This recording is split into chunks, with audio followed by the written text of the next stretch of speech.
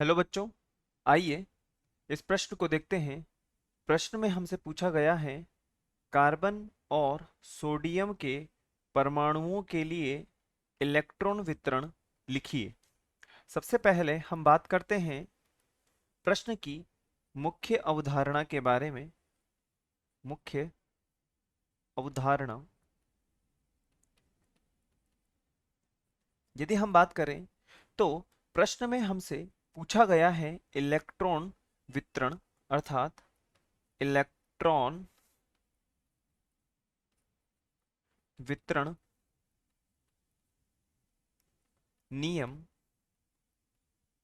या हम कह सकते हैं इलेक्ट्रॉनिक विन्यास।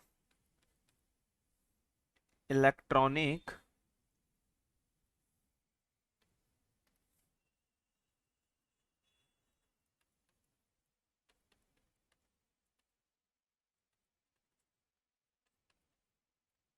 विन्यास। प्रश्न में हमसे पूछा गया है कि कार्बन और सोडियम परमाणुओं के लिए आप इलेक्ट्रॉन वितरण को लिखिए। तो सबसे पहले हम बात करते हैं कार्बन के बारे में। यदि हम बात करें कार्बन परमाणु के बारे में तो कार्बन का परमाणु क्रमांक होता है, जिसे हम परमाणु संख्या के नाम से भी जानते हैं, वह होता है 6 के बराबर। और इलेक्ट्रॉन को वितरण करना या इलेक्ट्रॉन वितरण के संदर्भ में यदि हम बात करें तो इसे 2 n की घात 2 द्वारा वितरित किया जाता है।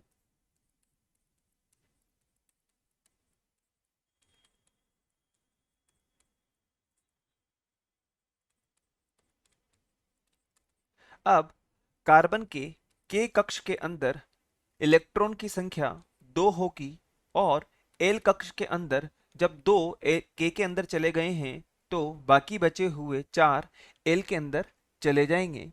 और इस प्रकार कार्बन के लिए यदि हम बात करें इलेक्ट्रॉन वितरण तो 2,4 होगा। अब यदि हम बात करें सोडियम के बारे में,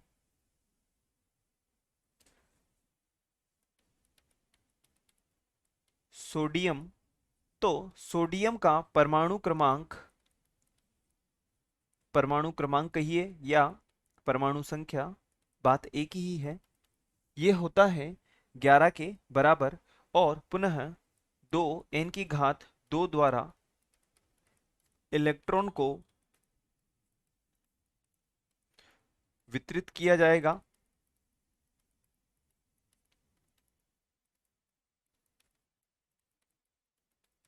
और k कक्ष के अंदर 2 इलेक्ट्रॉन आएंगे। l कक्ष के अंदर यदि हम बात करें तो 8 इलेक्ट्रॉन आएंगे और 2 और 8 10 हो गए हैं, लेकिन अभी भी एक इलेक्ट्रॉन बचा हुआ है। तो m कक्ष के अंदर बचा हुआ जो एक इलेक्ट्रॉन है वह m के अंदर चला जाएगा। अतः सोडियम के बारे में यदि हम बात करें जो कि इसका इलेक्ट्रॉनिक विन्यास होगा 2,8,1। और प्रश्न में हमसे कार्बन और सोडियम का इलेक्ट्रॉन वितरण पूछा है जो कि इस प्रकार होगा। कार्बन जिसका परमाणु क्रमांक 6 है 2,4 और सोडियम जिसका परमाणु क्रमांक 11 है उसके लिए इलेक्ट्रॉन वितरण 2,8,1 होगा। आशा है आप इसे अच्छे से समझ गए होंगे। धन्यवाद।